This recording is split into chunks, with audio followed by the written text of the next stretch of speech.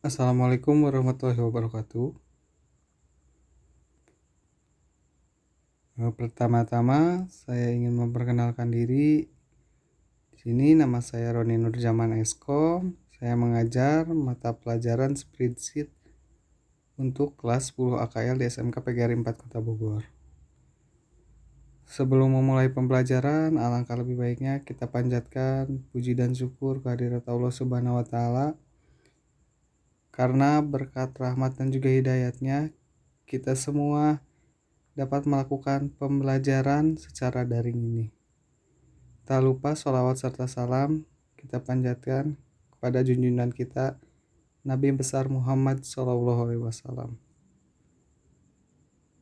Di kesempatan kali ini saya ingin memperkenalkan dulu mengenai apa itu sih spreadsheet. Lalu apa itu fungsi spreadsheet? Lalu apa yang akan kalian pelajari pada mapel spreadsheet? Dan yang terakhir tuh aplikasi apa yang akan kalian gunakan di mapel spreadsheet ini. Nah, jadi intinya di mapel spreadsheet ini nantinya itu kalian itu tidak hanya belajar mengenai pengetahuan saja, tetapi juga keterampilannya. Karena di kurikulum 2013 ini selain ada pengetahuan, kalian juga harus punya keterampilan. Nah, yang pertama, apa sih itu spreadsheet? Spreadsheet itu adalah software atau perangkat lunak yang digunakan untuk mengolah angka. Jadi spreadsheet itu adalah program, bisa dikatakan juga sebagai paket program pengolah angka. Jadi sebuah software atau perangkat lunak atau aplikasi yang digunakan untuk mengolah angka. Yang kedua, apa itu fungsi spreadsheet? Spreadsheet itu mempunyai fungsi ya tadi, karena untuk pengolah angka ya fungsinya itu untuk mengolah angka. Cuman nantinya lebih mendetail. Angka apa sih yang diolah? Angka seperti keuangan finansial, terus statistika, dan lain-lain. Selanjutnya, apa sih yang akan kalian pelajari pada mapel spreadsheet ini? Yang akan kalian pelajari itu yang pertama, kalian itu akan mempelajari mengenai teori-teori tentang spreadsheet. Untuk di bab pertama ini mulai dari fungsi dasar, kemudian fungsi dasar olah data berdasarkan karakter sel, kemudian fungsi dasar olah data dengan rumus statistik dan finansial, dan yang terakhir untuk semester 1 ini fungsi dasar olah data dengan rumus date, time, dan juga grafik. Nah, itu yang akan kalian pelajari nantinya khususnya di semester 1 ini. Tapi pada intinya yang akan kalian pelajari itu adalah bagaimana cara membuat laporan keuangan dengan menggunakan aplikasi program pengolah angka atau spreadsheet itu sih yang jadi titik poin kalian, titik poin kalian itu yang nantinya akan dipelajari itu intinya itu tentang itu. Yang terakhir, aplikasi apa yang digunakan pada mapel spreadsheet? Nah, untuk aplikasi yang digunakan itu kita akan menggunakan aplikasi yang mungkin kalian juga sudah mengenalnya sewaktu SMP juga pasti sudah menggunakan, yaitu namanya Microsoft Excel. Nah, tadi udah disebutkan apa sih di semester 1 ini. Nah, ini yang akan kita pelajari, yaitu bab pertamanya fungsi dasar pada program pengolah angka, bab keduanya fungsi dasar olah data berdasarkan karakter sel dan rumus matematika, bab ketiga fungsi dasar olah data dengan rumus statistik dan finansial, bab keempat fungsi dasar olah data dengan rumus date, time, dan juga grafik. Nah, untuk pertemuan pertama itu berarti kita nanti masuk di bab 1, yang dimana pertama saya ingin menyampaikan KIKD-nya.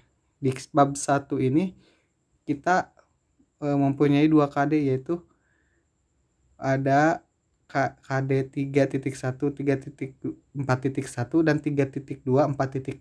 Nah, di sini kalian bedakan ya.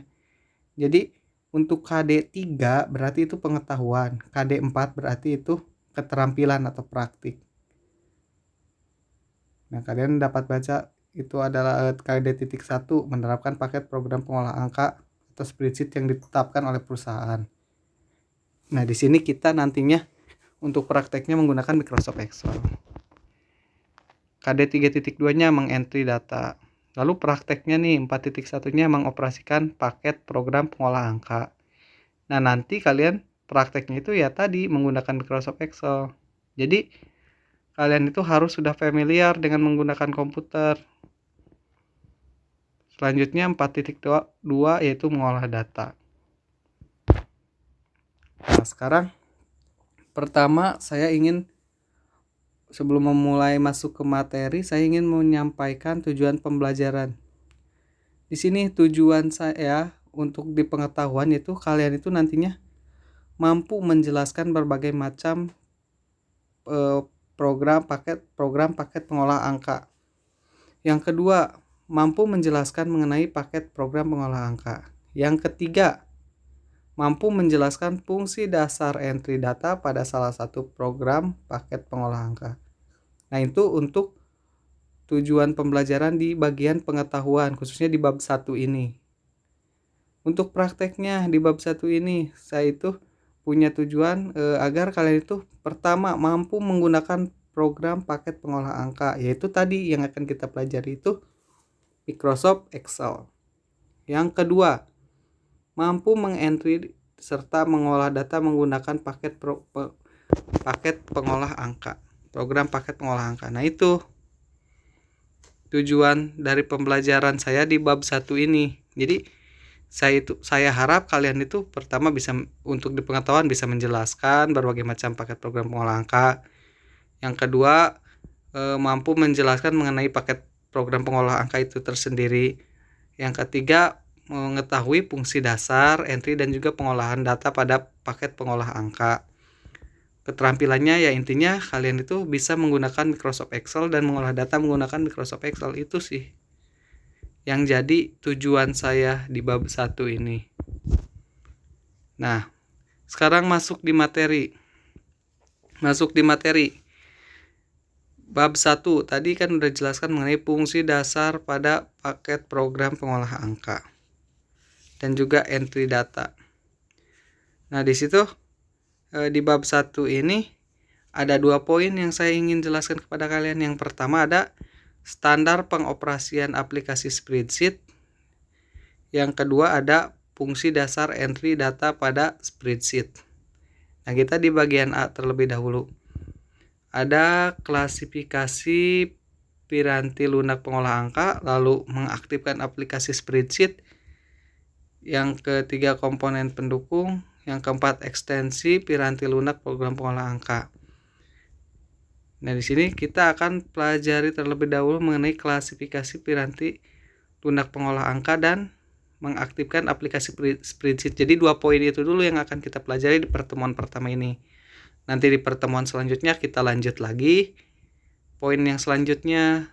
Lalu untuk prakteknya itu kalian dilakukan 1 bulan sekali, namun tidak semuanya langsung satu kelas itu praktik. Jadi dalam satu kelas itu dibagi menjadi 2. Itu misalkan ada yang jam segini sampai misalkan jam 7 sampai jam 9. Nah, yang sisanya jam 9 sampai jam 11 seperti itu nanti itu. Sekarang kita langsung materi aja ke klasifikasi piranti lunak pengolah angka.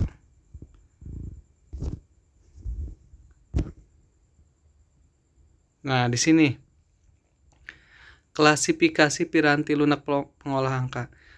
Perangkat lunak atau software pengolah angka itu dapat kita klasifikasikan menjadi 2. Yang pertama ada perangkat lunak pengolah angka yang berbayar atau closed source. Yang kedua ada perangkat lunak pengolah angka yang gratis atau open source. Nah, di sini perangkat lunak closed source dan juga open source itu tidak hanya terbatas untuk perangkat lunak pengolah angka saja, tetapi semua perangkat lunak untuk handphone, untuk komputer, apabila sifatnya closed source berarti itu berbayar, dan apabila itu sifatnya open source berarti itu gratis. Nah, tapi karena di sini kita kajiannya itu paket program pengolah angka, maka kita perkecil lingkupnya di sekitar paket program pengolah angka. Nah, di sini contoh aplikasi pengolah angka yang berbayar yaitu salah satunya adalah Microsoft Excel. Gitu. Nah, itu sebenarnya Microsoft Excel itu harusnya kalau kalian menggunakannya itu harusnya berbayar.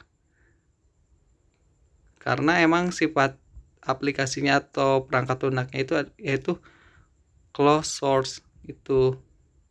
Nah, kenapa sih kok kita bisa pakai Microsoft Excel-nya gratis? Nah, itu karena aplikasi atau perangkat lunak Microsoft Office Excel yang kalian gunakan itu adalah hasil hack atau hasil meretas. Sehingga sebenarnya apa yang kalian lakukan tersebut itu adalah hal ilegal gitu. Tapi di masyarakat kita sudah lumrah hal seperti itu. Karena mereka pun tahunya Microsoft Excel itu adalah aplikasi yang gratis, padahal sebenarnya tidak. Itu Microsoft itu adalah sebuah aplikasi yang berbayar. Yang kedua, di situ ada perangkat lunak pengolah angka yang gratis. Nah, di sini contohnya untuk perangkat lunak pengolah angka yang gratis ada Kingsoft Spread, ada Genome, ada Abacus, dan lain-lain. Nah, dan masih banyak lainnya. Salah satunya itu ada SES, ada Wingsjet, ada Start Office, ada Lotus. Nah, itu mungkin untuk contoh-contoh dan pengklasifikasian piranti lunak pengolah angka.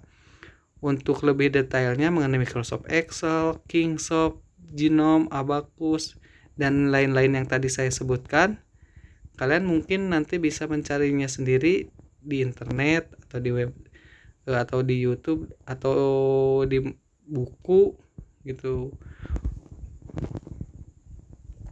Selanjutnya, nah sini untuk poin kedua, kita masuk di poin kedua mengenai mengaktifkan aplikasi spreadsheet.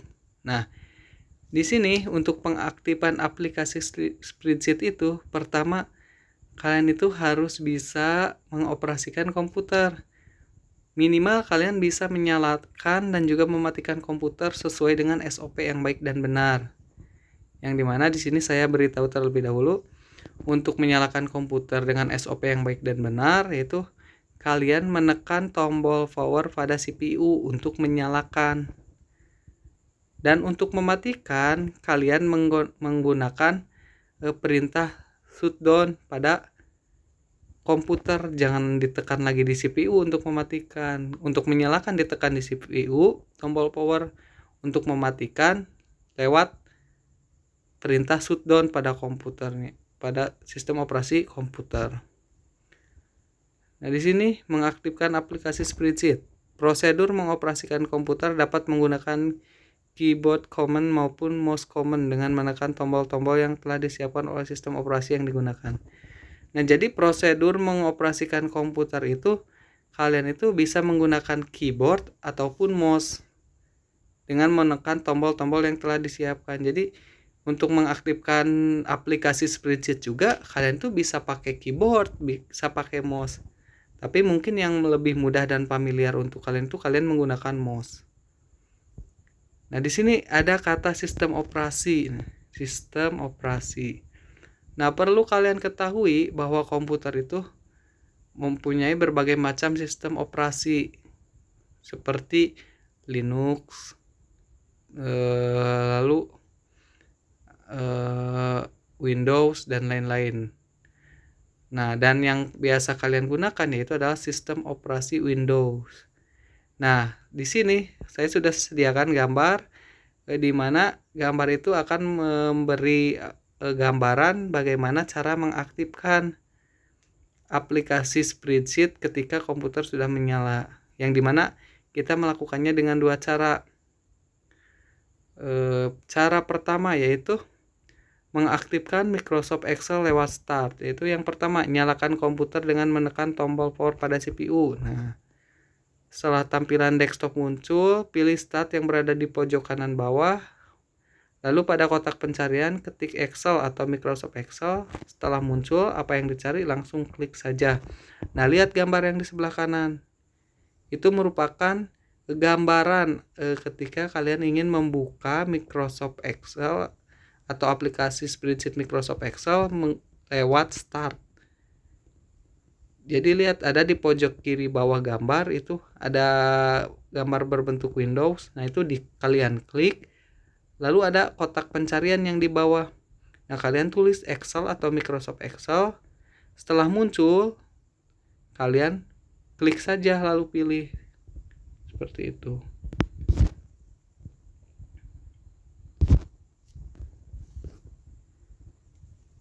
Nah, yang selanjutnya cara mengaktifkan Microsoft Excel lewat desktop. Nah, cara ini lebih mudah untuk mengaktifkannya, yaitu pertama kalian nyalakan saja komputer dengan menekan tombol power pada CPU. Setelah menyala, nah muncul tuh tampilan desktop seperti yang digambar. Nah, itu adalah tampilan desktop. Jadi ketika komputer baru dinyalakan, tampilannya kan seperti itu. Nah, lalu kalian cari icon Microsoft Excel seperti yang lihat saya tunjuk tuh, yang ada location Excel. Nah, yang itu seperti itu, simbol Excel itu. Tulisannya Excel atau Microsoft Excel. Lalu kalian double klik aplikasinya. Nah, nanti aplikasi spreadsheet tersebut akan terbuka apabila kalian sudah benar mengkliknya atau mendouble klik icon tersebut seperti itu. Nah, mungkin di kesempatan atau di pertemuan pertama ini hanya itu yang dapat saya sampaikan. Selebihnya nanti saya akan memberikan penugasan yang dapat kalian isi pada form di bawah. Nah, silakan kalian isi. Lalu nanti untuk materi selanjutnya akan dilanjutkan pada pertemuan kedua. Seperti itu. Dan apabila ada pertanyaan,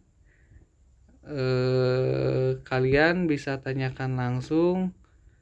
Boleh lewat Google Class, boleh lewat WhatsApp. Nanti saya, kalau untuk WhatsApp, saya cantumkan nomor WhatsApp saya di materi. Mungkin itu saja yang untuk pertemuan pertama ini yang dapat saya sampaikan pada kalian. Kurang dan lebihnya mohon maaf. Wassalamualaikum warahmatullahi wabarakatuh.